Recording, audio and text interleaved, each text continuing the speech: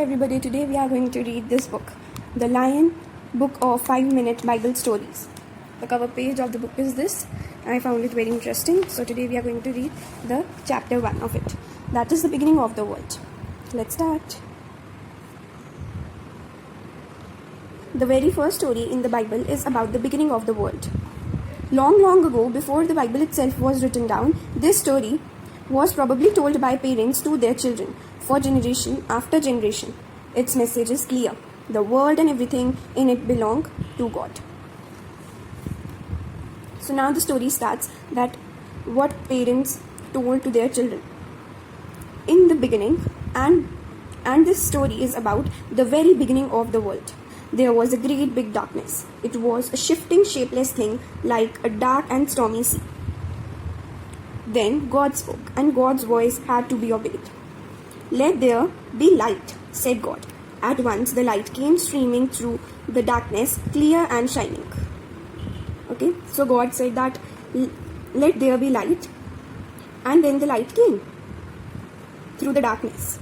It was clear and shining. "Wonderful," said God. I shall call the light time day and the dark time night." And that indeed was the first day. So on the first day, God made day and night. On the next day, God spoke, "Let there be a dome of blue to keep out the shifting, shapeless dark." Dome means a circle, a circular thing. To keep out shifting, shapeless dark. At once it was done, and there was space for a world under a huge blue sky. So the dome was a huge blue sky. In this way, day 2 came to an end. So on day 2, God made blue sky. On the third day, God said, "Let the water under the sky gather in great pools with land between them." God called the land earth and the pools of water sea. God was pleased and spoke again, "Let the earth be covered with all kinds of plants." So God was happy that whatever he is saying, it is being obeyed. God was happy that कि जो भी he is saying, वो सब कुछ हो ही जा रहा है. Then he spoke again, "Let the earth be covered with all kinds of plants." From the brown earth came pale green seedlings. So the earth was brown, and then when he said that let the earth be covered with all kinds of plants, then the earth changed into pale green seedlings. Seedlings are the baby plants. They unfolded their leaves and grew in shape and size God wanted. So they unfolded their leaves means that the shape and size of the plants and the leaves God wanted was done. Whatever he said was being obeyed. There were grasses and herbs, vegetables and trees, flowers and fruits, and thousands and millions of seeds. As day 3 ended, God was very pleased with everything in the new made world. So day 3 was ended. Okay. On day 4, God called in a voice that rang in the highest heaven, "Let there be lights in the sky." So on day 4, his voice rang to the highest heaven. And he said that let there be lights in the sky, lights to show when it is day and when it is night. Lights that change to mark the season of the year. God made the bright golden sun for daytime and pale moon for night time. God also made the stars.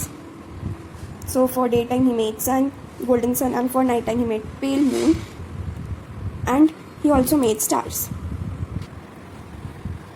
God smiled as the sun sank below the world's horizon.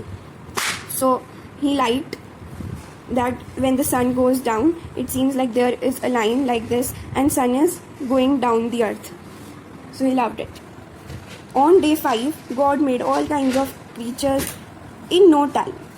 The seas were filled with slippery fish and writhing octopuses, shy, skulking crabs, and astonishing anemones. So he made some sea creatures. Birds drifted in the clear blue sky. Others chattered and twittered and trilled and wobbled in the tall green trees. Still more dipped low over the white waves. So the birds were flying in the blue sky, and some other birds chattered, twittered, trilled and wobbled means sing, sitting on the tall green trees. "This is wonderful," said God. Listen, all you creatures here is what you must do. Have many youngs, means give birth to the new ones and make your homes everywhere in the world I have made for you. So he says that I have made a world for you. Now you need to make your home yourself.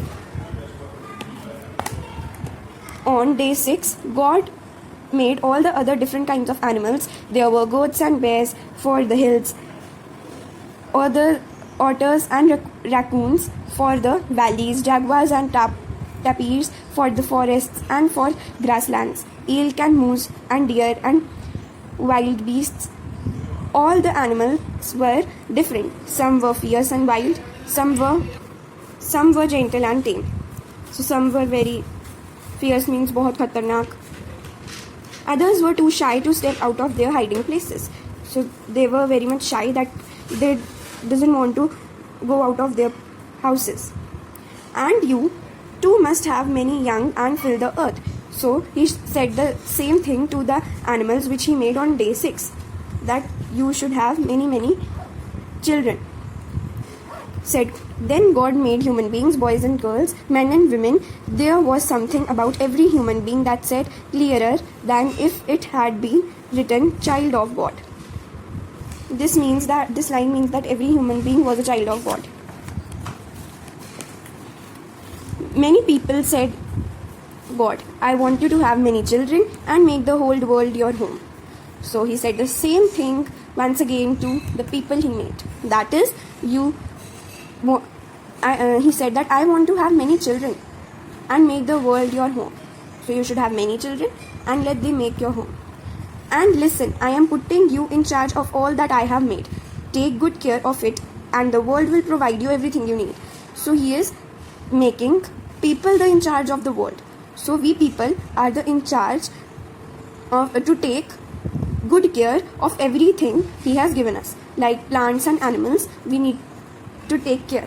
In this way, the whole universe was made. It was great and majestic and strong. It was also gentle and lovely and good. On 7th day, God stopped work. Every 7th day must be a special day, said God. So, the universe was made, and on every 7th day, God stopped working. This means that 7th day is Sunday, so he stopped working, and every 7th day must be special day, said God. So this 7th day means this Sunday should be the special day. It must be a day for rest for everything I have made. So he said that 7th day should be the day of rest for everything I have made. It must be set aside as a special day for evermore. So this 7th day means this Sunday should be the rest of day and a special day for